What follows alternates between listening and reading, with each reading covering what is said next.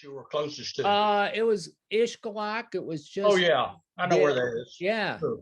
way down on near the Belize border, and Yeah. it was, it was really, by all standards, quite remote, and yeah, it was. It was. How would I say it? There was a lot of really neat aspects of it, but in the end, my partner, she got sick, and boy, dealing with illnesses down there was another pain in the neck. Yeah. And as I was getting older, I was, at that time, I was still, probably not quite 70. And I looked at it and I said, man, what do I do? What do you do if you get sick? And that summer I was down there, it was amazing. There was only maybe 8 people there, because nobody was visiting. So these were caretakers, but they were all American people taking care of houses and things like that. Yeah. And one lady got dengue fever, another one scraped her foot and got totally infected. My partner, she got ear infections that set her back, and there was just a series of these issues that I said, man, that's enough to scare you away for sure. Well, I listened about, I don't know, 4 or 5 months ago, we were driving back. Well, it wasn't that long ago. A couple of months ago, we were driving back from Sanival, and I'm in Tennessee, and I was listening to a podcast of a fellow. You may know the story. Fellow went down there with his 2 buddies. They've been going for years. His buddies one of them was German and the other one may have been Dutch. I'm not sure.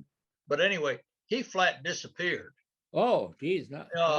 In that, I mean, he was staying in that same town. Oh, in Ishkalak. Yeah. Oh, I heard about that story. Yeah. It's I think the story's pretty well known down there. Oh, yeah. Yeah, not only that, I fished that general area from which he disappeared. Yeah. No, you're right. It was a lot of crazy stuff down there, and there was just no backup. I mean, you were just pretty much reliant on oneself, a few other Americans, and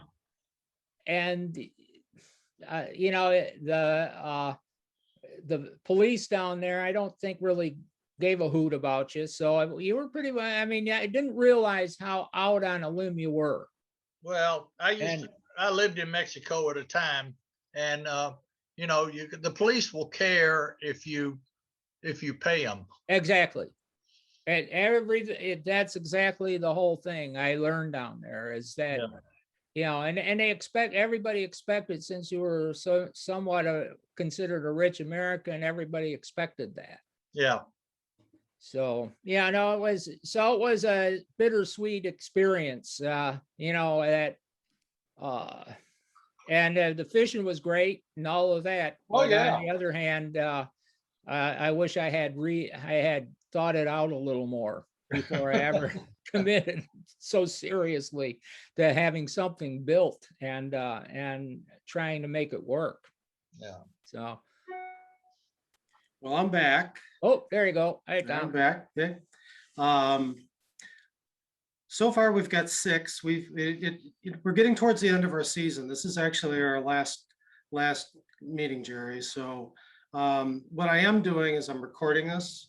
Okay. And I'll make it available to the club. So you'll have a larger audience than appears tonight. So don't be discouraged. Oh, that's all right. No, that's all right. Yeah, I did that with Catskills. Last year? Oh yeah, Rod Makers gathering, and we did it all remote. But they essentially taped everything, so it made it available for. Right. I think it's still available for people. Yeah, we've been doing that, of course, all year, and it's been an interesting exercise. We've had some pretty good crowds. We've been promoting it as best we can. For a club that's really built on hands-on, in-person kind of activities, this has been a tough year. Yeah, well, you're right. I think it's been. I don't think anybody hasn't had a tough year regarding all of this. Right. So. But anyway, so we'll carry on. Our president, Pete Squibb, who's a former Michigan DNR guy, Okay. he won't be here tonight, so we're going to wing it without Pete.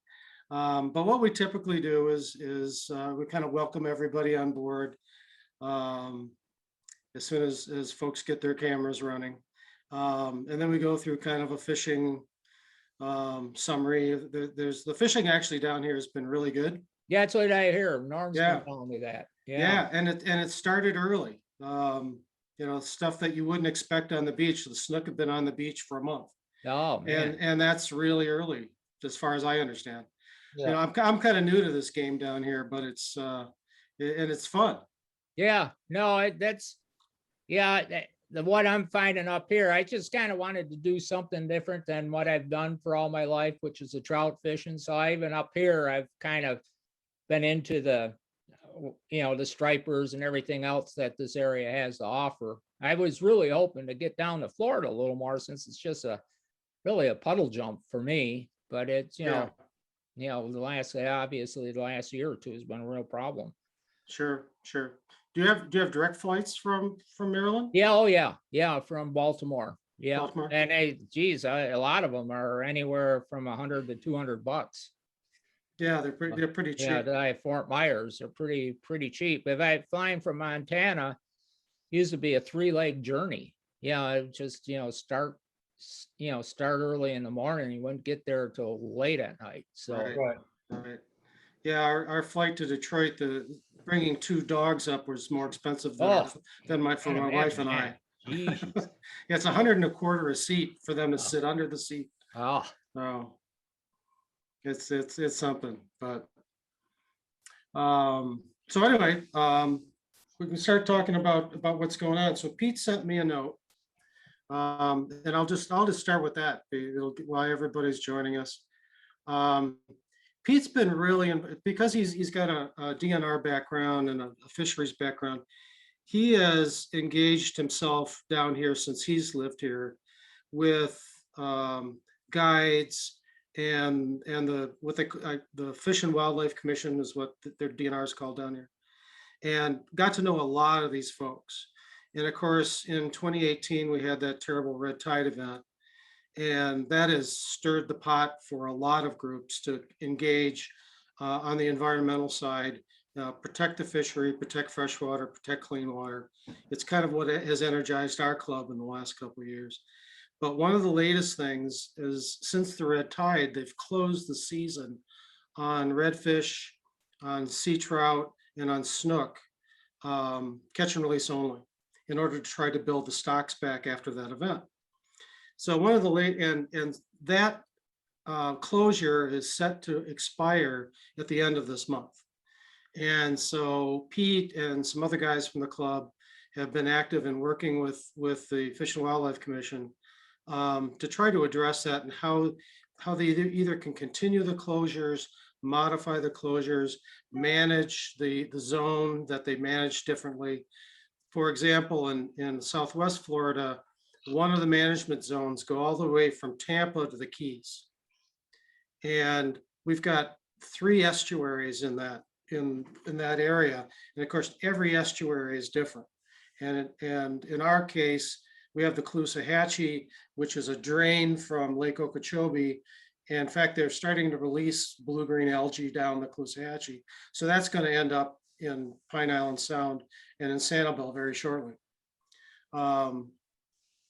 So the effort that he's been working with is trying to get them to split up the management zones so they can manage it separately based on the unique effects of where the water is coming from, the quality of water, the timing of it, all that stuff.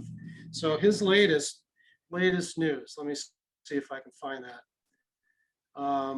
He has a bunch of stuff that I didn't have really time to get going, but so he says the existing executive order will expire from basically Sarasota north. Snooks, reds, and trout will open with original regulations. In the remainder of the closed area, Sarasota to Gordon Pass down at Naples, which is south of us, A new executive order will be set in place and last until next May. In this area, snook and reds will remain catch and release. Trout will be open, but with restrictive regs, 2 fish per angler, 6 per vessel, and the captains can't keep their own fish.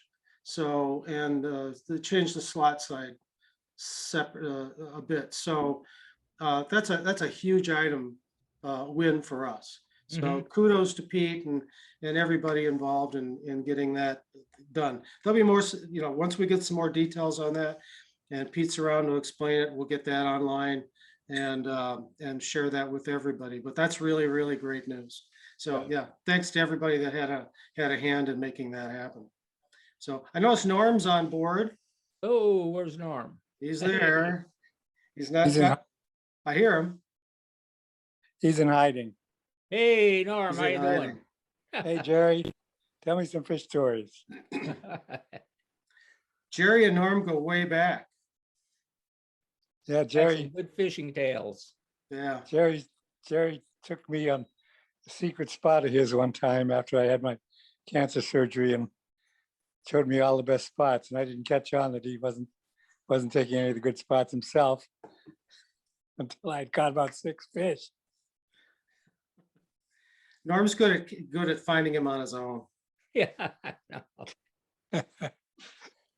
Just adding to that, what you were saying, yesterday I did a virtual hill walk. I'm involved with a group, the Ocean Conservancy, and the reauthorization of the Magnuson-Stevens Fishery Act. And so it's kind of interesting to hear that what's going on, because I think Magnuson-Stevens it is kind of a part of what you're trying to do. I don't know if you did that through Magnuson-Stevens, but I do believe that is part of what the reauthorization is all about, to update. I guess they updated every 10 years to adapt to the changing situations, whether it's now climate change or this could be related to climate change as well. So and I do know that Tony Friedrich who is kind of organizing a lot of this. He's with the American Saltwater Guides, and they work with the captains. I see you got Captains for Clean Water. So, so hopefully all of this kind of connects, but I'll bring that to Tony's attention, and hopefully we can bring all of this to the authorization attention as well. Right. Is the changes to that the thing that was affecting forage fish? Oh yeah, a lot of they're dealing with forage. They're dealing with from coast to coast, Maine to Alaska. New Orleans, yeah, just all of the issues, and trying to not reestablish, but review to see if they can improve what's being done. Because again, and unfortunately, striped bass up here along the entire coast isn't covered by Magnuson-Stevens. It's covered by the Atlantic Marine Commission. I forget exactly what it is, and Sports Fishing Commission. And they've just bungled it. I mean, they go from a boom and bust. They had the stripers back into some sort of good population, and then they've just backed down to a frightening level. And I think Magnuson-Stevens would like to kind of get a hold of the striper and the bluefish, which are going downhill too, and see if we can get a little more sensible management of those fisheries as well. So hopefully there's good news right now for Magnuson-Stevens to move forward and address some of these issues. Yeah, we'll watch for that and make sure everybody knows when changes come up. As we're just they said that we're just starting to heat up on all of this stuff because I guess they're just kind of getting a draft together. So I'll try to get try to kind of make them aware of what you guys are doing as well. That's So, great. Yeah, we're closely affiliated with the efforts of captains. And we have a lot of groups down here, the Caloosahatchee, Riverkeeper. We've got people associated with every river system and estuary up here. And it's really it has to be an all hands on deck kind of thing. yeah, it is. I mean, it's anymore, all of these fisheries, it's a no-brainer thing. It just can't have a little being done here and a little being done here and a little nothing being done here. I mean, it's got to be comprehensive. It just seems that since moving here, I've just been surprised at how disorganized at least this area is as far as its management goes. Right. Yeah, especially after being in Montana for so many years, and we were able to get our finger on managing and for trout, the trout populations throughout the West, and they've stabilized, and it's a pretty consistent trout fisheries, and it was because of a lot of hard work on a lot of people like you folks, and I just was surprised that the same thing hasn't been done, especially on the East Coast here. I just scratch my head and say, you got to be kidding. I mean, that you have that such good fisheries and let it go, and now you got down there a whole different situation because it's that environmental, but up here it's an overfishing. It's a kind of combination of denial that the fishing is going to hell, Right. and it is, and they finally have admitted it. So it's got to be an all hands on deck approach. Right. Right. Maybe at the end we can talk more about, grassroots efforts and Yeah. how you build them. And we're constantly looking for encouragement. So we'll get to some of that later, maybe. So has anybody been fishing? No. I know Robert Brooks has been fishing. I've been fishing. Bob Brooks is actually he's a Northeasterner too. He's from Jersey. South Jersey. Sorry. I can't distinguish, the Garden State from There's nothing about Jersey. from Newark. Jersey in the South. South Jersey. Okay. So he's a Jersey boy, and he's relocated down here, and he's taken it by storm. So, Bob, what have you been doing? Well, after being very frustrated by tarpon that don't like my fly, don't like my casting, don't like my boat, and just saying, as I've learned since the 10 years I've been down here, to get these things to eat the fly pretty much before the Memorial Day hasn't been successful for me. I finally put the boat back up on the lift and said, I'm going to go fish the beach. And the last few days, I think I've been on the beach now 5 or 6 days in a row, and every day we're catching fish. Today I saw Andre and Tim on the beach. They all had some fish. I had 7 snook, 15 trout, and 7 pompano today. Oh. So It's a pretty bad day. Starting to see some bait. The squuggly's been the fly of choice for the fish. I've tried some white, and they don't seem to like the white, but I know Pete's been catching some big fish. The big girls don't like me, but hey, the rod's been bending. The water's been looking pretty good. When we get the northeast winds, we're good, and when we get the south winds, stay home and read a book. Yeah. That's one of the things about the orientation of Sanival. It's basically east to west. So we get a southerly wind, and it just wreaks havoc on the beach. Can't cast anything into the wind and into that surf. Right. Improves the shelling the next couple of days though, but who cares?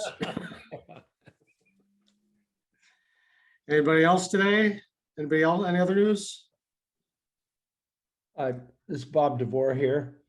I've got some status report on the Sanibel Fly Fishing Endowed Scholarship at Florida Gulf Coast. Yeah, go ahead, Bob. Start with a little background of what that is, so everyone's aware. Okay, so what was it? 1 or 2 years ago? 2019. Yeah, who came up with the idea?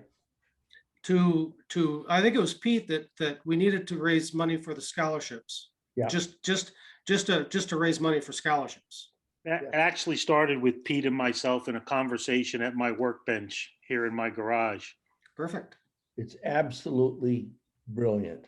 And my first encounter with the water school was driving off the island one day, and there was a huge billboard that announced the formation of the water school. And the water school is bringing a whole series of academic disciplines together into a single department at Florida Gulf Coast University. And I looked at my wife and I said, that's absolutely brilliant. And the next thing I know is that the fly fishing school or fly fishing club said, we're going to start contributing to that. And that started me off on a mission. And it's a world that I know how to operate in. And let me tell you, how much money did we, Tom, did we contribute out of the first fly fishing film to the scholarship? The first one was about $5,000. Yeah. That's correct. So that raised enough for essentially one scholarship year, I guess. That was awarded actually in 2020. Yeah. But that was in 2019. We raised that. It was the following year that was the big year. Yeah. And how much was contributed? So we had an event. We were showing the fly fishing film tour, the F33 tour, collection of great films, and we had a raffle. We had auctions. At the event, we raised about $17,000, but a couple really generous donors came forward and funded an endowment at the university for the water school and scholarships. And so at the end of the day, we had about $70,000 in our pocket, which was amazing, just amazing. All right, you get ready for this. The current status of the Sanibel Fly Fishing Foundation scholarship a week ago was $265,712.82. The endowment has been my principal focus within the club. And I just received another foundation contribution of $10,000. Wow. Wow. So we are currently at $275,712.82. That's phenomenal, Bob. And if you take the Florida Gulf Coast endowment spending policy at 4%, that's an enduring contribution that will be made. Right. And this has been a great year to kind of demonstrate that when we couldn't have the fundraiser. That scholarship went out anyway. Right. So we're at $275,000. Oh, So at 4%, what do we have available for this year's scholarships? So who's the mathematician here? That's Who's got- about 80. That's about, you said 265. 275. So 275, that's 8,000. 4 sevens is 28. That's just under $11,000 in quick math. Not bad. So that's easily two plus scholarships a year. It's an amazing accomplishment, Bob. Thank you so much for chasing all that down and staying on top of it for us. My strategic strategy on this is to move to a series of other fishing clubs on the coast and go to Naples. The guys in Naples like to think they're big cigar smokers. And I've got a number of friends who like to compete. So I want to see if I can gin up a little excitement to the south. And then I want to find some excitement to the north. And they're obviously not going to contribute to ours, but they're going to contribute to the water school. Excellent. Yeah, if you need some help, let us know. And you know, we're all in this together. So The other bit of news, I'm sure you know that I've been appointed to the advisory board of the water school. And I had my first meeting with the executive director, who's a really remarkable individual. And he and I are working on a program right now to get him to go to the Harvard School of Advanced Management, because most academics have no training, or they're promoted based upon the scholastic contribution. And so I had a meeting with the president of Florida Gulf Coast to see if the university would support, if I could find a donor that would contribute at least 75% of the tuition, which is around $75,000. And if the university would kick in, and I made that stipulation because I want the university to have stake in it. So that's another process. And both Greg Tolley, Dr. Tolley, who's the executive director of the water school, and the president of the university are strongly supportive of that. And I think I have a donor lined up for 2/3 of that tuition. I've held off on pushing it because the academic side of the Harvard Business School and MIT, both programs that I'm very familiar with, are Zoom meetings. And the vast value to those programs are the kibitzing and the breakfast and the dinners and the drinks and the beers, as leaders of management kind of interact. And academics live in a world of their own, and yet they're managing some of the most complex organizational and financial issues. And I was thrilled that the university and Greg himself were so supportive of that. I think I have the funding lined up for that. So those are another. So one of the suggestions that I've made to the water school is that there are all of these independent efforts that are going on. And Bob Brooks, I think I've sent you a couple of these things where Florida State University and the Conservation Commission have teamed up for an initiative. And there are all these little isolated efforts towards this. I would like to see the water school or somebody build a larger strategic plan that enhances the integration of all of these independent efforts. And so instead of people competing for funds in the philanthropic world, they say, look, here's what the Sanibel Fly Fishing Group does well. Here's what the Sanibel Captiva Conservation Commission does well. Let's don't compete for a limited set of donors. Let's each of us pick an area. So that's a part of my strategic effort in the next phase of this, and as I continue to build the scholarship endowment.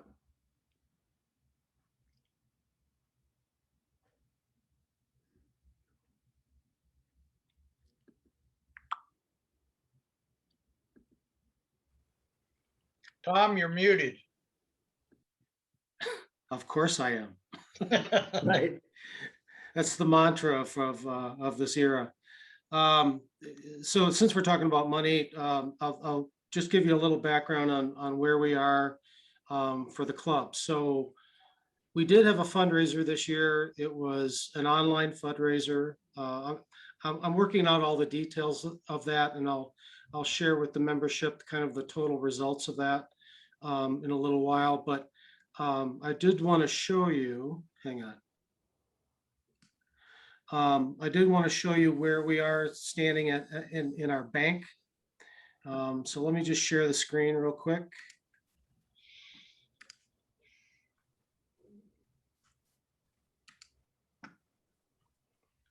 So here's our bank account at the moment. Can everyone see that? Yeah. So we have 3 accounts now. We have a regular FlyFishers account that includes things like dues, the money that we make from selling shirts and hats and that kind of stuff. Donations that are made directly to Sanibel FlyFishers as opposed to directly to the scholarship account. And we've got about a little over $8,400 in that account. We have a fundraiser account. That's the money that we just raised from our raffles and auctions. And those were directly made by credit cards from people that bought raffle tickets and bought and made bids on the auction items. So there's just a little over $14,600 in that account. Tom, may I ask, just so that everyone's clear, that $14,000 is gross or net? That is kind of, well, it's in the middle ground. It's actually closer to net. Okay. There's a couple more expenses that came out of that. This is as of the end of April.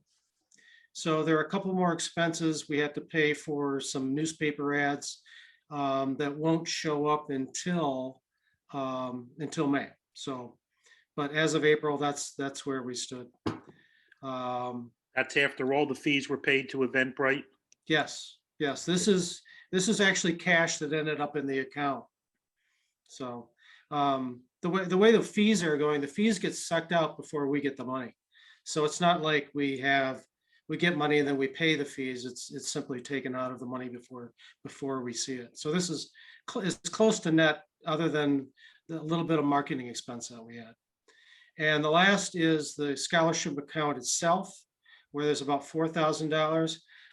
The caveat there is that there are some designated donations that were made in a way that wasn't that exist in the FlyFishers account as well. And eventually they'll get they're accounted for correctly, but they'll be transferred into that account later for dispersal at some point.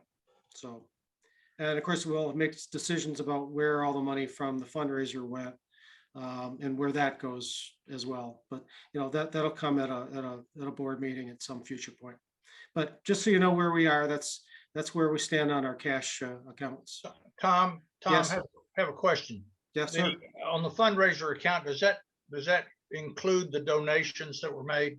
No, this is strictly to accept the online payments for the online raffles and auctions. Okay. That's it. That's all that is. I'm gonna make an observation. Yes, sir. I mean, it was an observation that I made during the course of this event, and I guess first I want everybody to understand that that this is not a statement on how we should be allocating our money. I'm fully supportive of the endowment at Florida Gulf Coast, but I will say this, that we would not have gotten any of, I gathered somewhere between $1,300 and $1,400 in donations and items from Clyde Butcher, the Edison estate, and Stack Scoville. And Stack probably donated this year because he's a member of the club, or he donated one of his flies. But on all those donations and Clyde Butcher and the Edison estate, none of them would have come through had I not been able to assure them that we were supporting Captains for Clean Water. And I think going forward, at least from a promotion standpoint, I think that it's probably important that we make that loud and clear, simply because of the following that Captains has. And that has nothing to do with how we should be allocating. I mean, what I'm just saying has nothing to do with how we should be allocating. I think the way we're allocating is just fine and dandy. But I think we need to put, my personal opinion, we ought to be putting Captains, making it a very prominent part of our promotion. I would totally support that. It's a stronger marketing message for the Yeah. community that we're tapping into. Yeah. Exactly. Right. Well, it's a Exactly. community, it's a community message. Right, right. And we'll have more discussion about that. In fact, and I'll stop. Do you have any more questions about these numbers right now? No, looks Okay. healthier than it looks healthier than it's ever been. Yeah, we're in remarkably good shape. We actually had a really, this fundraiser, I think netted us better than last year. Yeah. Because we had relatively minimal expenses. So good work on everybody's part. Thank you. So regarding fundraising, we do have a date for next year's fundraiser. We are going to do a survey of all of our members to make sure that they're comfortable and like the idea of doing an in-person fundraiser, at least as an objective at this point. So March 22nd is our day next year. It's a Tuesday. So that's what we're going to gear up to aim for. And how it'll look, we're not quite sure. It might be a combination of an event much like we did this year, plus maybe a film tour show again, to, you know, because we're a participatory group, and so we got to have people participate. So surveys will go out about some ideas about that, and then the board will, you know, be meeting over the summer, probably via Zoom again. And we'll talk about how to plan for that, and what our best strategies are, what our marketing messages are. And of course, we'll talk about the dispersal of our funds that we raised this year. So, but anyway, March 22nd. As I suggested earlier in an email, one of the things that I think we should do is to take a calendar and plot all of the fundraisers that are going on that we're within Sanibel and Captiva and Fort Myers, and understand the context in which we're competing for their charitable dollars. Amen. Because it's Right. it's fierce. As one who is now identified as a target, I'm astounded at how much fundraising is going on this island. Yeah. Yeah, Bob Brooks, I think you have a saying about that, don't you? Yeah, I never realized that every week was Palm Sunday on Sanibel. I don't mean from a religious sense. I mean from there's a palm out every That's single good, week. Brooks. I like Yeah. that. I'm going to use that again. Yeah. That's awesome. Yeah, there is a lot of competition. Everyone fundraisers, and of course they fundraise when all the people are here. Right. And Right. that's January, February, March. And we have kind of, you know, we have kind of a unique product, and it's a unique audience that we can draw from locally. You know, it's fishermen, and no one else is really looking at fishermen. So that gives us a leg up in that population anyway. So anyway, I think that's all I had today. Anybody else want to talk about anything else in particular before I introduce our speaker? No, and I got to sign off. I don't want to be rude to Jerry, but I got a family commitment starting in a few minutes. So I appreciate your coming down. I'm sorry I'm missing the presentation, but I'll see you guys out there. Tight lines to everybody. Thanks, Bob. And it'll be on YouTube in a couple weeks, so stay tuned. Thanks. All right, Jerry. I've known Jerry for, let me give him the spotlight here so everyone can see him well. I've known Jerry since about 2010, I'm guessing, maybe a little bit earlier than that. We met at the Great Lakes Fly Fishing Expo outside of Detroit. And I was with my son, and I was having a book signed by Jerry. We had this long conversation. He spent a lot of time interacting with Alec and with me, and we've since communicated about our lives and become friends. And so I asked him to do this, and he was very generous in his time to spend some time with us. Jerry and Norm go back a ways. And they fish together out west, I understand. Jerry has been involved in bamboo rod design and making for a number of years with Winston and Sweetgrass Rods. He's an author, written a bunch of wonderful books. Correct me if I'm wrong. Wisp in the Wind, is that your latest book, Jerry?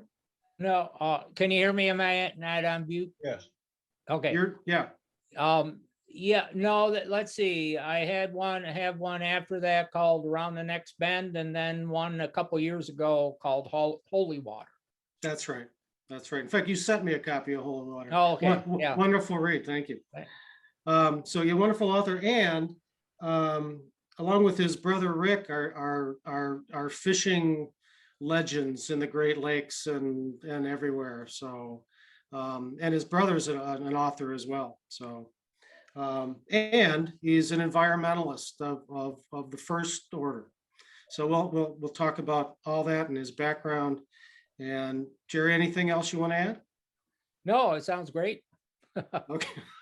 I tried to do some research. Yeah, thanks. No Well, problem. I'd like All to right. add one thing. Jerry's books are available in Norm's shop. All right. There you go. There you go. Okay, Jerry, it's all yours. All right, great. Thanks. Glad to be here. I haven't done a presentation. I've done Zoom meetings, but I haven't done a Zoom presentation yet. So just kind of feeling this out. Usually I do presentations that are aided by slide projectors. So maybe I could have done that, but I don't know. I'm not that technologically savvy. But what I want to do is just kind of what has been fascinating to me after spending 37 years building rods, and maybe 30 of them, over 30 of them building bamboo rods. And I have been very fortunate to have been able to make a living in the fly fishing industry. I've always been fascinated with the history of production shops in bamboo, and I'll just kind of go over that briefly, and then kind of work it into Winston and then Sweetgrass, and then what we have to offer and our philosophy and all of that. But the interesting thing about bamboo rod making is that stitching together a picture of the past is really kind of complex, because there's bits and pieces, a mosaic of how bamboo rod making evolved. But in this day and age, it's sort of almost a cult-like following. Back then, it was the thing to do. It was the only way people made rods was through bamboo. So they didn't think in terms of it being special. It was just something they did to make a living. And just kind of go through a little litany of the history, and maybe a lot of people know it, but in rod production, Hiram Leonard was sort of they call him the father of bamboo. He wasn't really. There were a few bamboo rod makers before him, but in the late 1800s, he entered into the realm of making bamboo rods, production bamboo rods. He eventually had about 11 people working for him, making bamboo rods at the time. Number of those guys that worked for him, Devine, Halstead, Thomas, Edwards, Hawes, Payne, all these guys eventually went off on their own. So that seems to be the pattern in the old bamboo days, as a lot of guys started as a group, and then they split off and started their own particular ventures. And again, there's not a whole lot of behind why they did, what caused them to do it. I think that it will always be a mystery, but yet it's it's something that's curious to a lot of people who are really into bamboo rods these days, but it's just finding the ins and outs of what caused this and why this guy left and why this guy went on to something else will always remain somewhat secretive. And some of those guys that I mentioned, Thomas Edwards, they start their own companies called, one Cosmic company that was called Cosmic Rods. Then there was Divine Rods, Payne Rods, of course. Somewhere I did in my research, actually before, and a lot of these companies were connected to fishing gear. So it wasn't just fishing rods that they made. They were promoting fishing products, hooks, and everything else that goes along with it. One guy at Kentner came up, it seemed like his operation even preceded Leonard's, was Thomas Chubb, and out of Texas, and he had a fishing gear business as well as made rods that still have some value in the history of bamboo rods. That particular rod company was bought by Montague Rod Company. Montague became known, and still is known, as the most prolific mass-produced rod company in our history. They made a wide variety of rods, and they just cranked them out. So they figured out a way to be able to mass produce rods. But most of these other companies, there were very few mass produced companies. A lot of these companies were just small 2-man to 4-man operations that made rods that each of them had their own little quirkiness to them. Edwards was known for his four-sided rods. Paul Young was known for real small, delicate rods. And so they all kind of went into their own little worlds, and they all created their rods that probably matched the type of fishing that was available in their little circle, their little region. So throughout those years, and a lot of this, what kind of was curious to me is a lot of this development occurred throughout the Depression era on top of it, which I kind of curious. You just kind of wonder what the dynamic was, how these guys got involved with building rods during the Depression. But that there does seem to be a period of time between the 20s and the 40s that there was a proliferation of guys making rods. And so there was, besides Montague Rod Company, there was companies like Hedden, Horrocks, Ibbotson. You've probably heard some of those. And in the West, there was Goodwin Granger, who started up building rods in the Denver area, and that eventually evolved into a fellow named Phillipson, who took in the late 40s took over the Granger Company. So it was all of these companies were kind of tied to one another in one way or the other, and I always find that fascinating. Individuals that were with one company ended up with another company, and then over the years you would have these pop-up guys coming out of nowhere and starting their own company as well, like Paul Young, Lyle Dickerson in Michigan, Nat Uslan, who was known for his 5-strip rods, Everett Garrison, well-known individual rod builder, Pinky Gillum, who kind of spun off from Payne and started his own little one-man show. Jim Payne, who eventually had his own little production shop. And out of this, all through all of these different companies, and a lot of them were in the East and the Midwest. In 1929, Robert Winther and Lou Stoner started a company called Winston Rods in the San Francisco area. And again, in 1929, that was just at about the same time, our economy went bust. And then during that same era on the West Coast, there E.C. Powell was getting going as well. And I think a lot of the dynamic that went into the history of the West Coast rods were that one,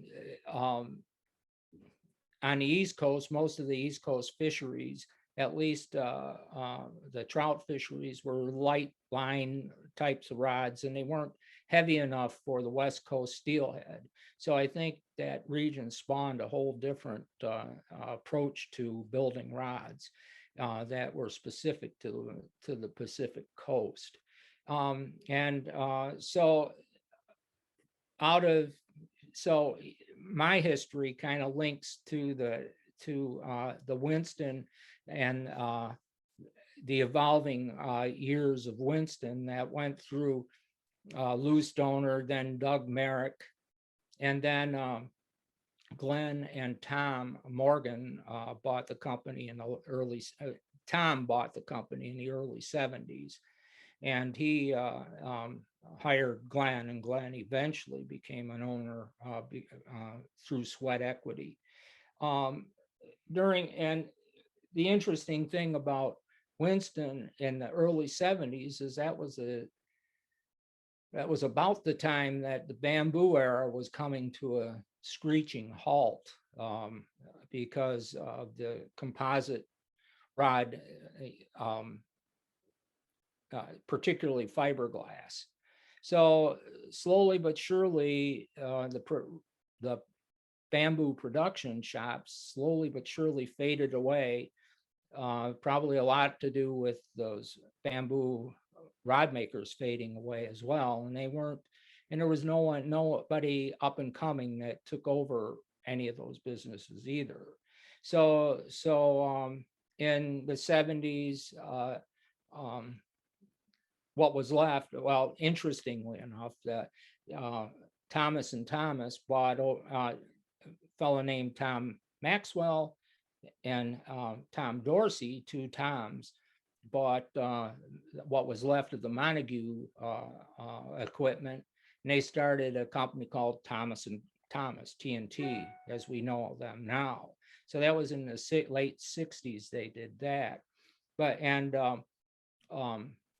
West Jordan was still working. West Jordan came through a couple different companies. He went from Cross Rod to South Bend to Orvis Rod Company, and he ended up passing away in 1973.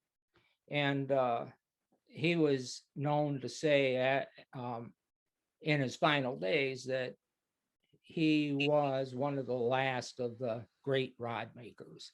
And that was pretty much true. By then, most of the great rod makers had passed away, and bamboo was sort of in limbo at the time.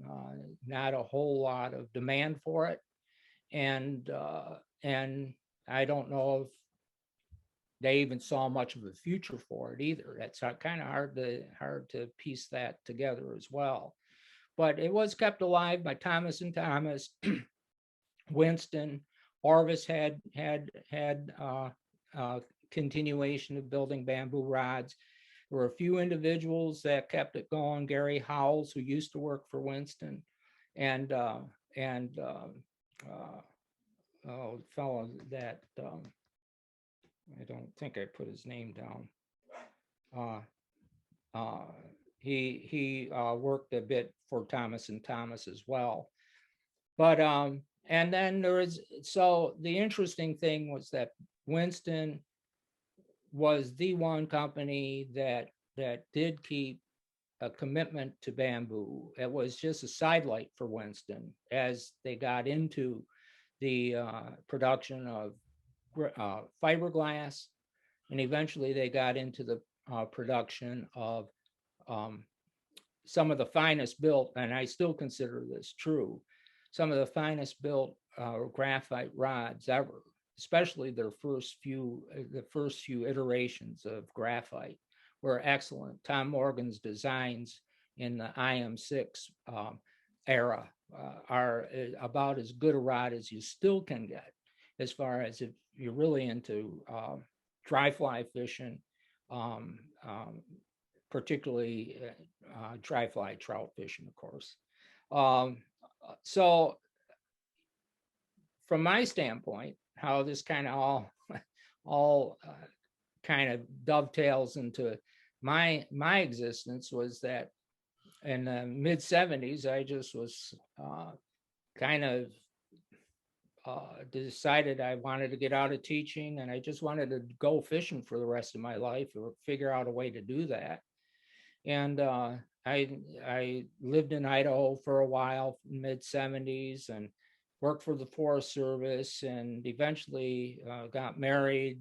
We ended up in Montana in 1983, and that was at the time that Winston was just starting to expand their company. And I interviewed with Glenn and Tom one day in early 1984, and they were looking for someone to do some rod wrapping and some other odd jobs, with the hopes that that their business would expand.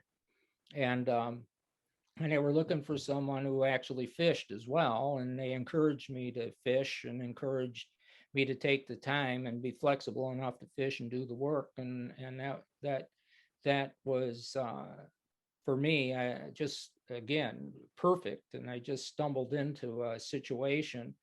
I kind of wonder sometimes how that works in reflection to what I was saying about past rod makers, the little quirky things that got them to where they were. It just always fascinates me. But the interesting thing, going more on the practical thing with Glenn and Tom was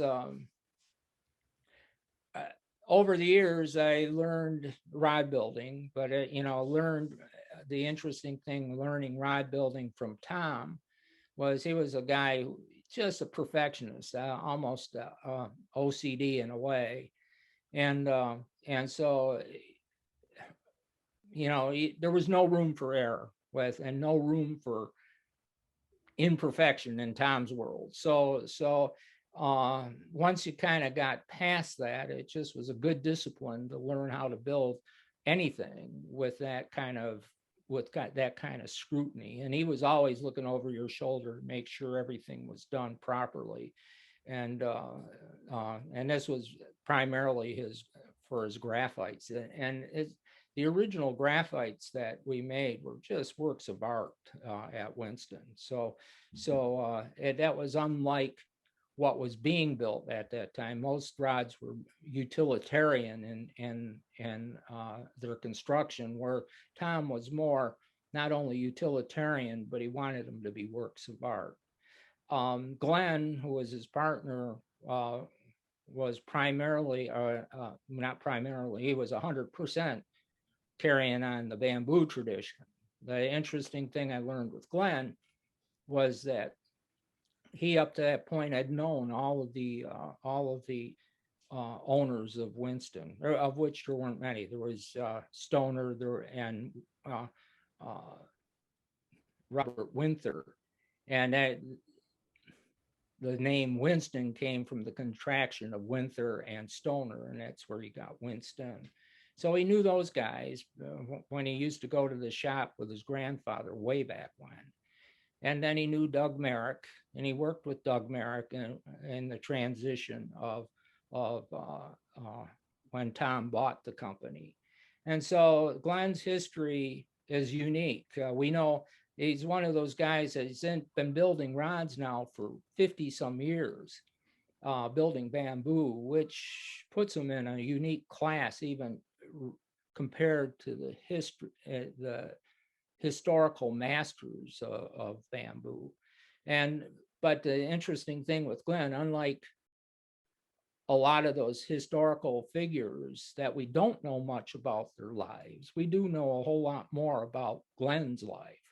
And that's what I've documented in some of my writings, and that Glenn is not as much of a mystery as a lot of the old rod builders were. And hopefully he's still building now. He's, I'll get to that, but yeah, he's 81 and we still build together, except he's in Montana. I'm here in Maryland doing it. But anyway, so the interesting thing I learned from Glenn, he was not only is he a rod builder, but he's sort of a Zen master. I mean, that's what I learned. Tom was this perfectionist, but Glenn was this Zen kind of guy. You build rods by kind of having your heart and soul into it. Now, it just, there was more than just physically pounding out a rod. There was a whole lot more to it, and that's what I kind of got from Glenn. And and he always had these little quirky things, but I always said at one point in life, he said, then this kind of gives it one of his Zen types of statements. He said, if fly fishing and building rods doesn't make us better people, then what's the point? And I always kind of took that to heart, because there's being out and fishing, out in nature, it just can't get any better. And if that doesn't influence us in a positive way, he makes a point there. And it's the same could apply to building bamboo rods, that you're kind of in the zone when you're building rods, and it takes you someplace other than where you are. And even apart, and this is the Zen aspect, so I'm kind of getting into the Zen thing. And that's kind of part of when you buy a bamboo rod, I think, and that's probably part of the mystique of buying a rod that was built by Jim Payne or built by Edwards or any Leonard or any of the old past guys. You're buying something that was a part of their lives, a part of their spirit, and that part of that is still alive in what they built. So the thing with Glenn, though, is he always told me the most difficult aspect of building a rod is actually building them. A lot of people get into building bamboo rods, and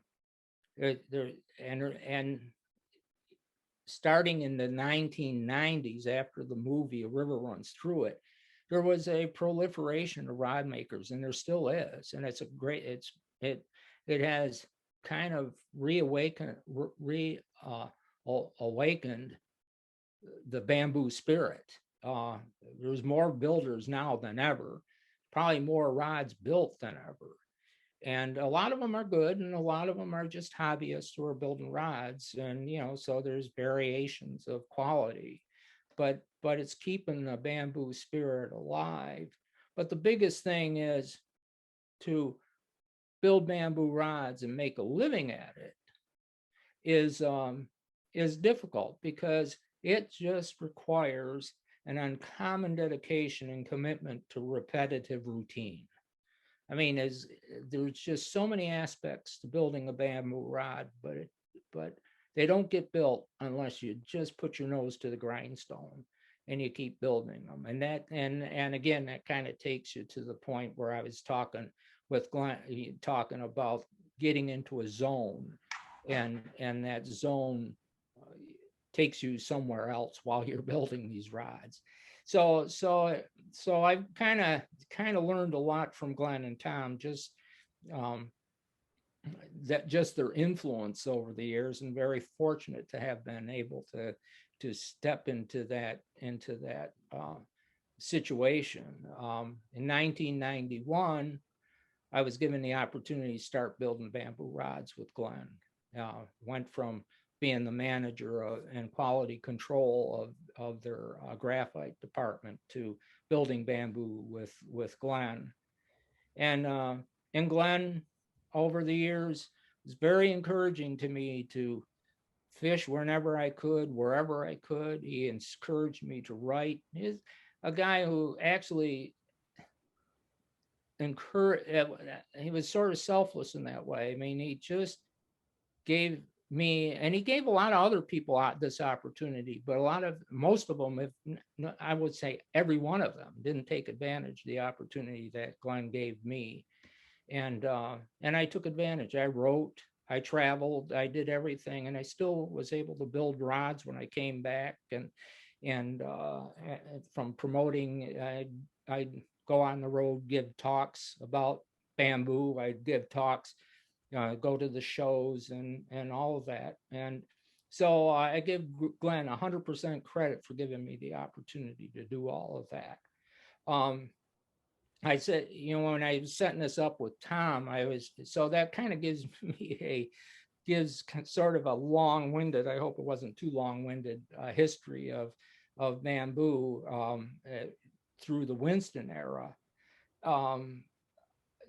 It was in 2005 that Glenn had a major falling out with the management at Winston. A lot of just kind of complex issues, and he decided to move on. And at the time, there was 3 of us working at the shop as well, and we all decided to leave with Glenn. So it kind of left Winston high and dry, but we didn't see any other way at that time of resolving the issues. Subsequently, Glenn started getting a bunch of orders in support of him, for him to build rods for them. And he had a lot of orders, and he offered the opportunity to the 3 of us to continue on building rods with him. But I was the only one that really took him up on that. And so I did, and our venture started in 2006 with Sweetgrass Rods. And the interesting thing about Sweetgrass was we didn't even have it all together yet, milling machines and shop or anything. We had to come, probably 200 to 300 orders on the books at that point. The unique aspect of what we have done at Sweetgrass over the years is the number of different kinds of rods, different configurations of rods that unlike has ever been produced in the history of bamboo. We've made 4-sided rods, we make 5-sided rods, we make 6-sided rods, we've done some 7-sided rods, and we've done 8-sided rods. We've made them from 5 foot to 12 foot, so the array of rods we've made over the years far surpasses anything that's ever been done in the history of rod making. And when I was talking to Tom, I just kind of tie this into some saltwater aspects. Bamboo was always used historically as in saltwater. There were boat rods, there were all sorts of rods made for beyond just fly rods for saltwater fish, and that was applicable to Winston as well. Making rods for striped bass on the West Coast, and also for steelhead with more anadromous fish, of course, but steel saltwater oriented fish for sure. And so we've built at Sweetgrass a series of rods. There seems to be an interest in rods for saltwater, and so we have experimented and come up with some rods. The one thing I have to say is, are there better rods for saltwater? Yeah.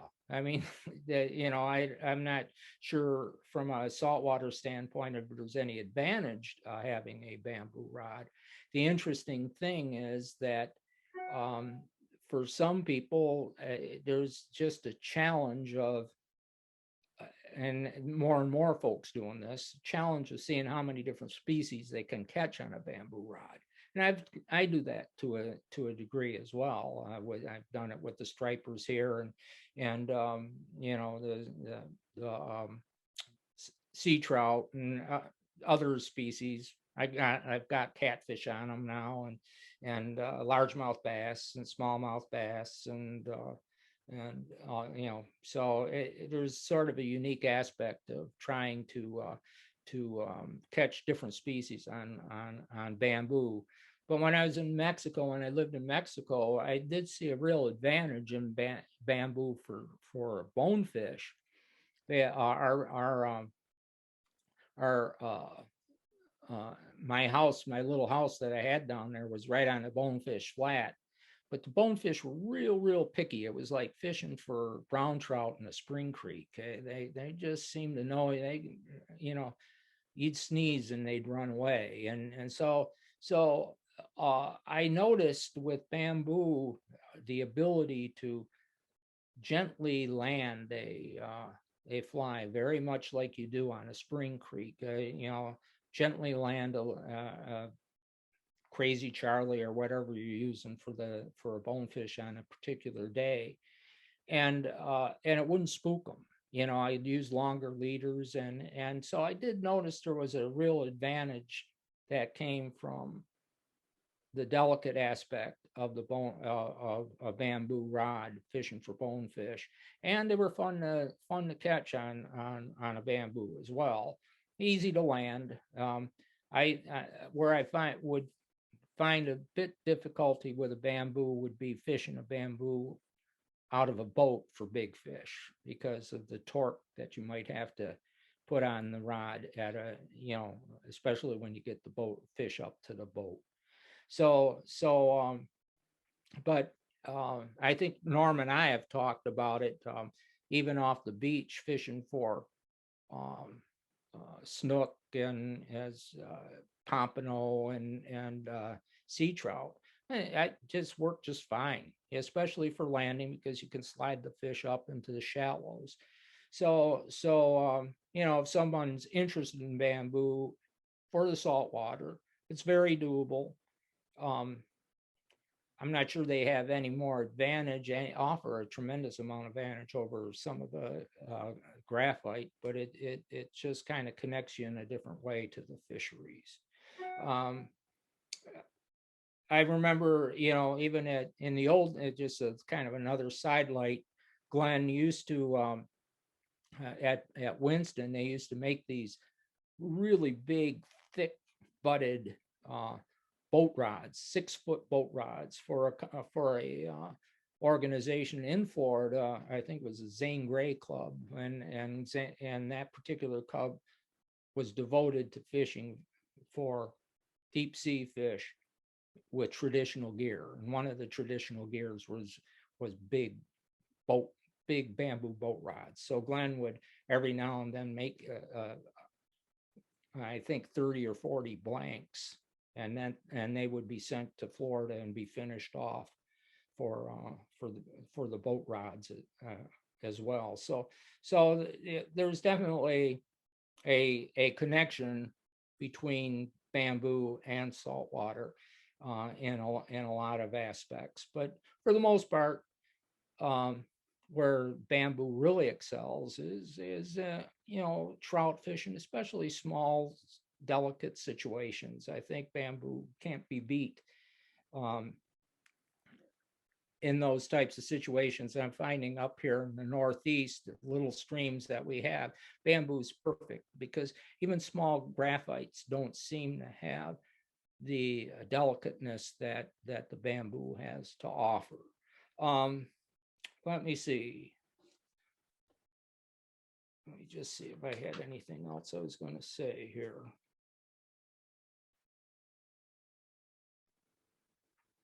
But anyway, from that, I've got a few more things, but I've kind of rambled on now. Does anybody have any questions out there?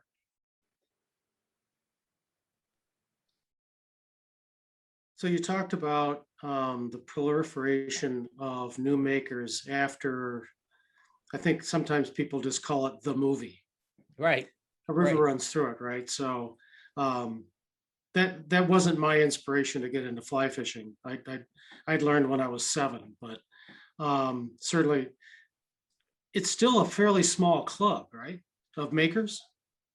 Well, it is, but it's amazing how many makers there are out there now. And the one thing is that some of the established makers, what they do now is they offer courses on how to make bamboo rods. So you go and spend a week with a guy, and then he might bring in 4 or 5 people, and they'll build bamboo rods. And and that might be a one-off for a lot of people. It just, that's what they kind of do once in their life. But from that, there's spin-off people that have started building. And I've met over the years a lot of younger guys who thought they'd really want to get into building, and they do get into it for a while. But I've noticed the trend with younger guys is they don't stick with it. I mean, that's the whole thing, and a lot of reasons for it. I mean, there's not a whole lot of upside as far as financial security and building bamboo rods, despite the fact that they run, anywhere from $1,000 to $3,000 or more. Marketing is an issue, and ultimately it's building is an issue. Like Glenn said, I mean, a lot of people get into it, but after a while, there's sort of maybe a glamorous aspect, a romantic aspect that you're building bamboo rods. But after a while, you just realize it's just pretty much a nuts and bolts type of thing to do. And you have to be really dedicated to doing it. So yeah, there's a lot of builders, but there's not a lot of professional builders. Hobbyists. I guess is what I'd say. Yeah. I think the most romantic part about bamboo fly rods is fishing them. Yeah, well, They are pieces of art. They sometimes they get a fingerprint in them, but they're just pieces of art and pieces of history, and it's just and most of them are just lovely to cast. It's just it's fun. Yeah, it is. I think there's all of the. You throw together the romantic aspect, the spiritual aspect, the artistic aspect. It's an all comprehensive type of one of those rarities that you connect so many elements of life together, and they're made out of a living material and all of that, and then a lot of people make the connection when you're out and about, and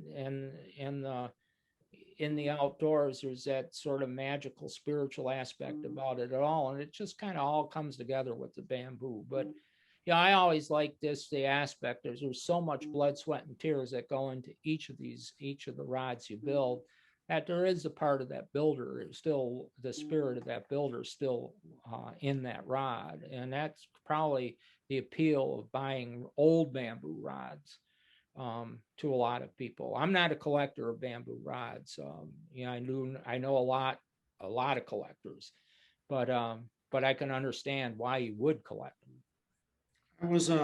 I'd have to say I was a minor collector. I got into it because my father worked for the 3M company. Oh, okay. And back in the 70s, I think they bought Philipson. Oh, okay. Which turned me on to that company, and investigating that company, I ended up with a number of 50s era Philipson rods with those black glue lines, and they were just phenomenal rods. The one thing I have to say, other than a collector, I fished all of them. But I've had Horrocks Ibbotson, I've had Montague. I've ended up selling, buying them and selling them eventually. The latest ones, and I think I told you earlier, I have one of your rods, Oh, good. Yeah. and I have one of Glenn's rods from his days at Winston. And then I've got the latest ones that I fish with regularly by a young maker named Jeff Wagner from Ohio. Oh, yeah. Right. And he makes the most beautiful Yeah. flamed rods with turned silver hook keepers and blued ferrules, and it just I love it. I just love fishing with his rods. So Yeah. and he's still making, I think. Oh, yeah, he is. He's Yeah. sort of like this obscure guy. You know, I Yeah, mean, I think he's kind of gone into almost full hermit mode, but you know, I used to bump into him more regularly, but I haven't seen him in a long time now. But I do believe he's still building Yeah, in the hope so. Ohio area. Yep. Got a Yeah. couple of stories and a couple of questions. Yes. The stories are, my dad was an Indianapolis 500 mechanic, building race cars in the late 20s and early 30s. And he was a great fly fisherman, and he had a whole collection of bamboo rods. I don't quite remember this, except my dad told me this, but when I was 4 years old, I threw his collection of bamboo rods in the Indian River in Indian River, Michigan, and probably was the worst whipping I've ever had in Oh my my life, gosh. right? So second point is, I remember going to the Orvis rod making facility in southern Vermont and watching them splitting the bamboo and carefully making the rods. What's interesting is today, Perkins died, the founder of Orvis. Yeah. So that leads me to the question of people making bamboo rods. And as I listen to your touch and your sensitivity, and I can almost feel you making a rod or rod design now, my guess is gone into engineering. It Mhm. hasn't, it's moved beyond the craft into science, Mhm. and which different flexes and different lengths and different, what's the comparison today between the bamboo rod, which was built with experience and feeling and touch, and the comparable rod that's built with an engineering equation? Oh, yeah, that's a good question. I think historically, you know, rod building has just been an evolutionary process. The way I look at it is rod building has evolved just like automobiles have evolved. You know, you kind of take a look at cars way back when versus now, because we learn from one generation to another, from one rod to another. And I think the thing, if you compare a lot of the old rods to new rods, I think the one thing we have done, whether it's good or bad, it's to design rods that are faster than the ones that were built in the old days. And the reason being, if nothing else, is that in order to get people to be interested in bamboo rods these days, after they've been casting faster action graphite, is to try to appeal to that, to try to make it that bamboo rods aren't that much different than the graphite. They are, but what I'm saying is you want a rod that has a little more spring in its step, I guess, and because, or else you're not going to appeal to the modern caster. And I think so that's probably been one of the biggest things we've tried to do in bamboo is to modernize their action. And a lot of that modernization is not only in tapers and rod designs, but our glues are better these days as well. So there's a lot of aspect. Our ferrules are a little better. So there's a lot of areas where you add it all up and you get a rod that has more of a modern feel to it than the rods that were made in the old days. Although I'm not taking away from the rods that were made in the old days too.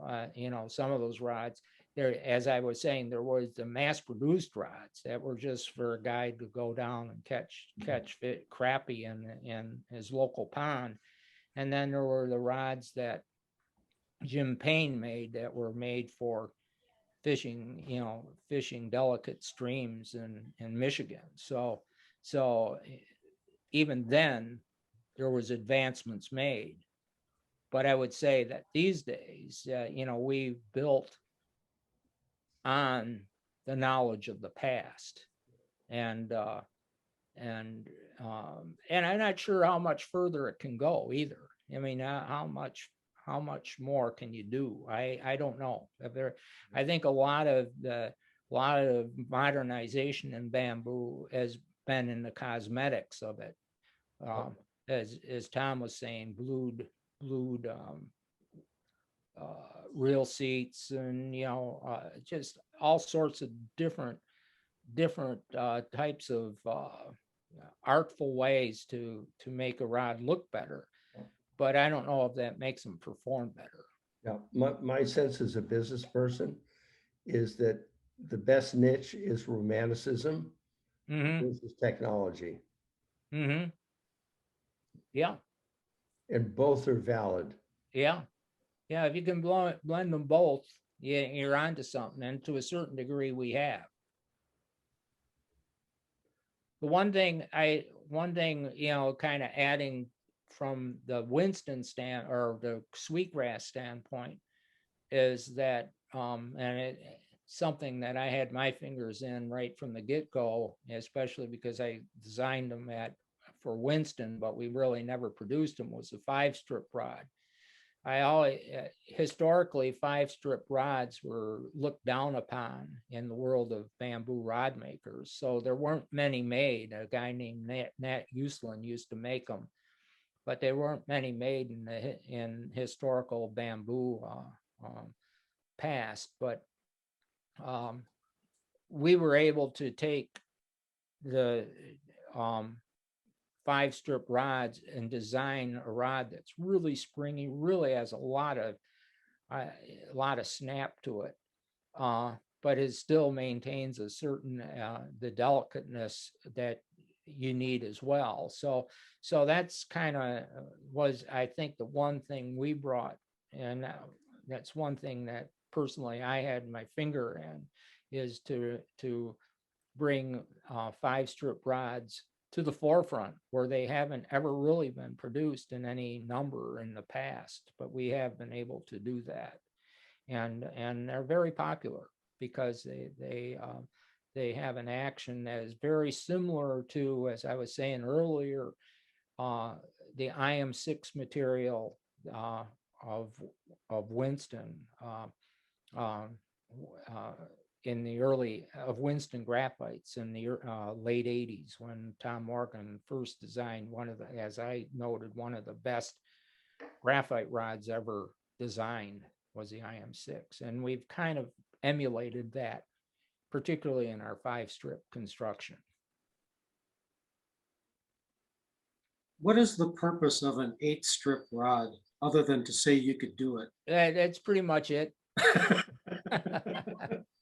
Great Glenn, question, if you want to be a glutton for punishment, if you ever have seen how thin those strips are that we mill to begin with a 5 or 6 strip, it's just when you get an 8-strip rod and you get a tip strip, I mean, you wouldn't believe how just wispy it is. I mean, it is just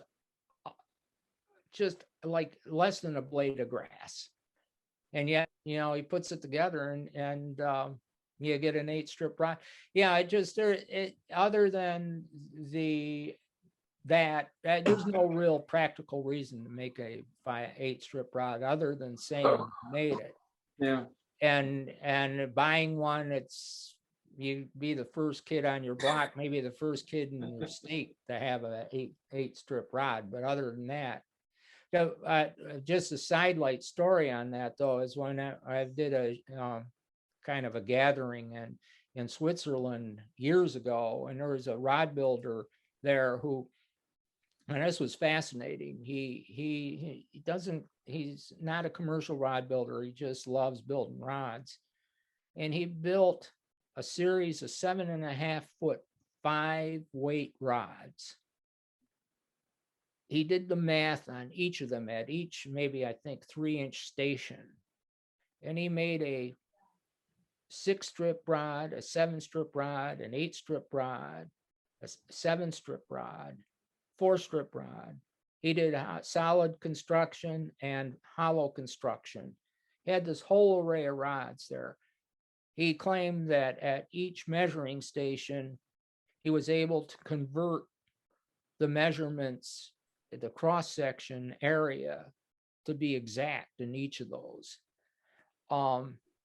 Just so that you could, if you wanted to cast a rod, you could just cast each of them and feel the purity of what each rod configuration brings to a rod. That was fascinating. I spent the afternoon casting each of them, and there was a distinct feel to each of those rods that were characteristic to those configurations. And the one thing that I did note, which was significant, was that the 5-strip rod and the 7-strip rod felt very similar, because again, they're odd Numbers. Yeah, you have a flat versus on the opposite side, just a seam. And so there was a similarity, but it was fascinating to learn, to feel what a configuration brings to it. rod. Right. But again, I don't see anything that an 8-strip rod brings to it other than really. It's so almost round, so you almost don't even have a backbone to the rod. So if you like more of a parabolic feel, I think that's what the 8-strip brings to it. We have another artist in the club that he's online today, related to fly fishing. He ties classic salmon flies. Oh, geez. His name's Stack Scoville. And I just wondered, Stack, do you have anything that you'd like to talk to Jerry about, just about the art of things related to fly fishing? Are you there? Yeah, I'm here. I certainly don't feel like there's anything comparable other than, the Zen aspect of it. The classic salmon flies that I tie are an attempt at perfection. Oh, yeah. And they're certainly not intended to be fished. So I think that, the stylized salmon flies that have become popular lately, probably in the last 25 or 30 years, I would guess, people tie them in order to try and achieve a certain level in their own mind of what really is the perfectly tied salmon fly. I've actually built a couple of graphite rods, and it is meticulous work. It is labor intensive, and I would much rather spend time dyeing feathers and cranking tinsel and seal's fur and so forth than trying to spend that much time building a rod. But I think, and I would assume from what Jerry has said, that in committing yourself to building a rod, you're working against yourself. You're trying for perfection. With something, at least in a fishing rod, is more utilitarian, as opposed to a classic salmon fly. Yeah, that's interesting. Just the classic salmon fly fascinates me anyway. And people who I've watched them tie them, wow. But yeah, the interesting thing is, from my standpoint, I tie flies. I tie them primarily for so I can go fishing with them. But I have trouble sitting down and tying a whole bunch of them. And I think it's because I spend so much time building rods, and so much of my time is spent in that realm, that I sitting and doing the intricate fly tying aspects. How would I say it? It's just sort of too much of the same. It's too much of the same. I need a break from the intricacies, I guess. Yeah, how much chocolate can you eat? Yeah, exactly. So I I appreciate. I love watching. I probably will write an article about it. Someday. I love watching fly tyers and their dedication and all of that. And it's not foreign to me, but I just couldn't do it because it's just too, it seems too intricate. Yet the reason it's too intricate is because I'm too used to being intricate, I guess. Well, it's similarly for me. Just this afternoon, I've been tying crawfish patterns for smallmouth bass. I mean, my tying is not just Atlantic salmon flies, which I have to be in the mood. I mean, I have to have, the fire has to start up, unless I have a project that I've committed to. But just tying for my own pleasure, some of the classics, you have to want to, you got to be in the right frame of mind. But if I'm going fishing, if I'm coming to Sanibel, for example, to fish for snook, I'm tying up more flies of the same patterns that I've already got, simply because it puts me in the right frame of mind to go. Yeah, that's a good way of looking at it. Yeah. So thank you for the presentation, Jerry. It was very thanks.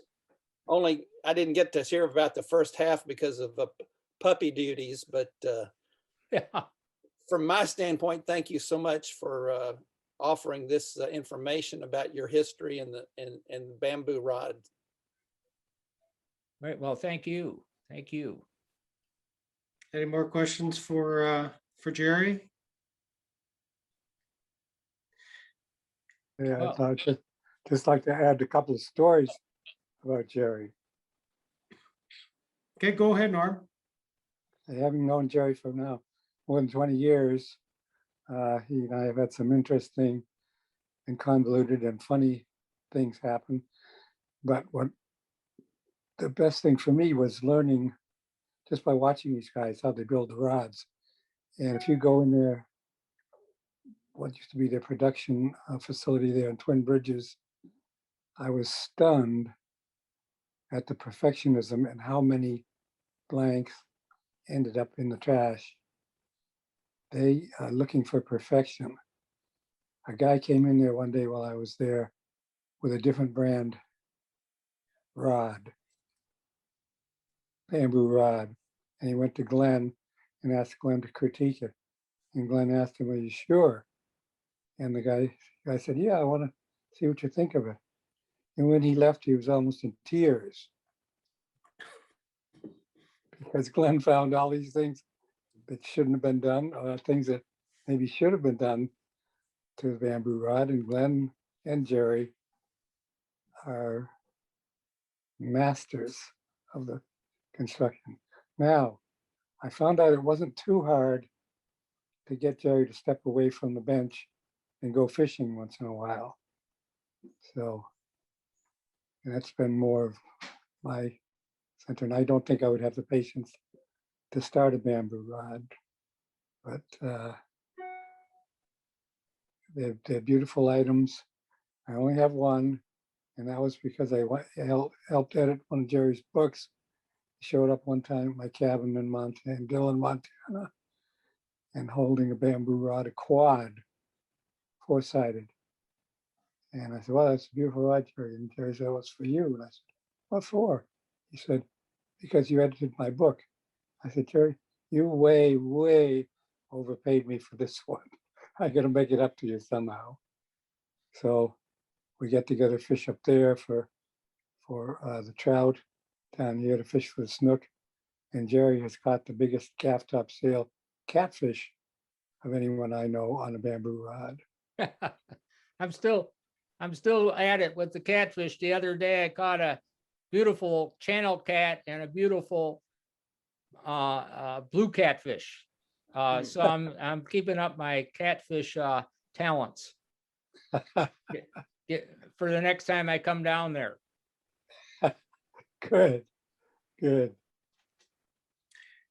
So Jerry, let's switch subjects just for a few minutes and then we'll wrap it up with you. But I asked this of a lot of our guests. You know, as I opened our meeting, we talk about how we're struggling to keep the energy behind fighting for clean water and fighting against the forces that want to destroy it. For a small organization like ours, and we're one of many down here, fortunately, but what in your experience are the things that a small organization like us should concentrate on in moving the needle for the efforts that we want to see happen? Well, yeah, that's a good question because, you know, I think especially nowadays, I haven't been able to determine whether this whole environmental thing, I just worry that it's kind of getting away from us everywhere. You know, it's really the small organizations around the country that keep the fire lit, to keep going after these issues. The biggest problem is how viable are organizations anymore. You know, a lot of them don't have younger people in them. A lot of them are older fellows like ourselves that know how bad things can get because we've probably seen some bad stuff. I know I have on the Great Lakes when I was a kid. And I always vowed that I'd never want to see that ever happen again. And so we're trying to get people to realize how bad things can get. And they've gotten bad in Florida. I mean, you know, I was visiting a few years back and hit the red tide. I still remember that 150-pound Goliath grouper laying there stinking up the shoreline. It's still etched in my mind. So yeah, you know, I'm kind of hoping that, as I mentioned earlier, there's this effort, more and more Captains for Clean Waters, this, I'm not really sure what he calls it. It's American Saltwater Guide Association up here that just started a few years ago by Tony Friedrich. And he's a bulldog of a guy, and we're all kind of just trying to get a coalition of people from around the country with these same objectives and try to get a louder voice. And I think a lot of that starts with little clubs. That's the whole thing. I mean, if your club can plug into this club and, you know, and kind of work as a coalition, as opposed to just trying to do something on your own, except for the fact that there's a lot you can do on your own too, but to keep the fire lit to fight these issues. Because I get a little discouraged myself, because it just seems like some of the stuff is getting away from us. I kind of was over the years content with the fact that I thought we were doing a good job in Montana and doing a good job, you know, and we were, you know, but all of a sudden you always think now that we got this settled, it's going to be settled. But there's forces, even in Montana now, they elected a governor that I can't even believe they elected, that, you know, it almost seems like they would just in a heartbeat undo what it took us 20, 30, 40 years to do, you know, because it's not good for development. Well, heck, you know, I mean, so that's the type of forces we're fighting. But I think it's, trying to get a coalition of groups like yourselves and all these groups along wherever they are, and kind of get them under a blanket organization. And that's where I'm kind of motivated right now with this Magnuson-Stevens Act, Reauthorization Act. And it's part of that. But again, Captains for Clean Water, those organizations, is, American Saltwater Guide Association. There's just there's just sort of a pushback now, and I'm hoping that it's a continued pushback.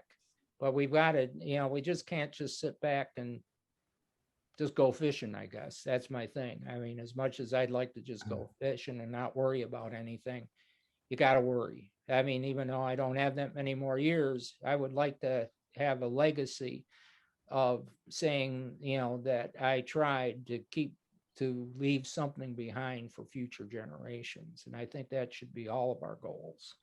This discussion was exactly where I started at the beginning. We've got all of these very, very committed small organizations, each doing a little piece, and nobody is coordinating. And instead of competing for funds to further our mission, we need a grand strategy. And I'm looking for, I don't know whether that's the Chauncey Goss of Southwest Florida of water management group, but somebody has got to take the lead in terms of coordinating all of these small efforts, because we might feel good about initiative and we don't do a goddamn thing to really tackle the big issue. We may feel good about it, we may raise a little bit of money, but the issue is we've got to bring ourselves together in a systems plan. And systems engineering is not a part of not-for-profit, passion-driven organizations. We've got to find a better organizational strategy to tackle what is a system problem with a system answer. I think that pretty much sums it up. I'd agree with that totally. All right. Any other questions, anybody? Anybody want to add anything? Jerry, I want to thank you very, very much for being here tonight. Appreciate all your time and all your effort. I believe through your writing and through your efforts, you will have left a wonderful legacy. So pleased to call you my friend. Thank you. Well, thanks, Tom. Yeah, I really appreciate the opportunity to share some time with you guys. Thanks for joining us. That was great to hear your passion. Well, thank you. Thank you very much. You're Yeah, good. if there's any, Norm knows how to get in touch with me if you ever have any questions, and Tom does too, especially regarding, this environmental stuff. I mean, we're really kind of, we've got to get something together with a lot of this. And and again, a lot of us are older, and, maybe that should be our legacy, is to really try to leave something behind. I don't know what, like I said, it's just something that's been stirring in me here, especially living up here. I moved here to a degree to fish for striped bass, and now they're all but gone in a lot of places. So I mean, it just kind of takes me right back to my Great Lakes days when I was a kid, and I just didn't like them then, and I don't like them now. So where are you fishing for striped bass north? What's that? Where are you fishing for striped bass? I'm in the Chesapeake Bay, northern part of Chesapeake Bay, Susquehanna River, which used to have a run that was just, you could walk across the fish, and now it's just, they're there. I mean, it's not like you can't catch them, but the fact of the matter is that their populations are. I'm on the seacoast of New Hampshire, and I thought you son of a bitches have been catching all the fish before they come up to New Hampshire coast, but maybe it's something different. I don't have to. Well, to a certain degree, I think there is that truth. I mean, the interesting thing that I've been somewhat appalled by management in the Chesapeake Bay. Here's one that just frosts me, and they cut it out this year because they've gone to more drastic measures. But the fish come up here to spawn. This is one of the main spawning pot. Chesapeake is one of the main spawning areas in the entire striper habitat. I think they say that we spawn over 50% of the striper population. And in May 1st through May 15th, every year up to this year, they've allowed a catch and keep charter boat fishing operation, catching fish that are coming up to spawn. They're catching these 40-inch females full of eggs. I mean, it staggered me. When I heard that, it just staggered me. I said, what in the world? You know, I mean, this stuff is no-brainer stuff in my mind. And yet, you know, and yet you have these too many people with their finger in the political pie to stop that. They did this year because, you know, it's just the abuse is obvious, but I don't know if they won't go back to that in the future. But you're to that degree, you're right. I mean, these big spawning females provide an awful lot of fish that aren't going to get up to New Hampshire after they're in someone's belly. The schoolies come up, but the big guys don't come up until much later, and they're Right. fewer and fewer. And fewer, yeah, and they're the ones that were probably caught up in the spawn somewhere, yeah, or caught going to spawn. Yeah, it's mind-boggling. It's mind-boggling. I would never have thought in this day and age you could have so much going on that seems so not right with fish management, and hopefully, you know, again, people like me and a lot of other people are really kind of getting disgusted with it, are starting to make headways. But I mean, that's just an example of what we have to do. Well, let's keep up the fight, guys. Unfortunately, it is going to be a fight. I'll continue. I hate to think that. Yeah. Thanks, guys. For Okay, Jerry, again, thank you very much. Thanks, Tom. Thanks, You and I, everybody. we'll be in touch. Yeah, for sure. When you're thinking about being willing to travel again, come on down. I got a place for you to stay. Oh, I and- love to be down there. Yeah, I'd Yeah. see Norm and everybody. Yeah, Yeah. it'd be great. Catch a Okay. few snook, hopefully. There you go. Okay, let's stay in touch. Okay, guys. Okay, thanks, everybody. Thanks. Have a great night. Have a great summer. Take care. Thank you. Bye-bye.